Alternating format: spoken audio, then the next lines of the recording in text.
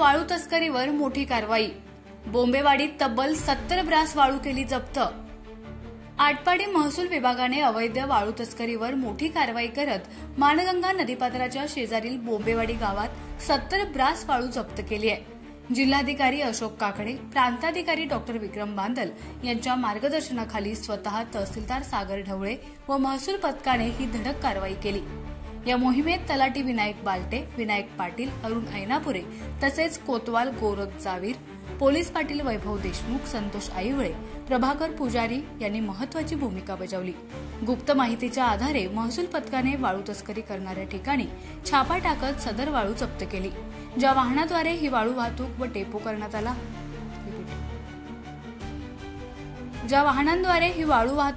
करण्यात आला आहे त्या वाहन चालकांची व मालकांची स्थानिक चौकशी करून दंडात्मक कारवाई करण्यात येणार आहे। महसूल विभागाने अवैध वाळू तस्करी करणाऱ्यांना कठोर कारवाईचा इशारा दिला आहे। तसेच अवैध वाळू उत्खनन व वाहतुकीबाबत कोणतीही माहिती असल्यास प्रशासनाशी त्वरित संपर्क साधावा असं आवाहन तहसीलदार सागर ढवळे यांनी केलं।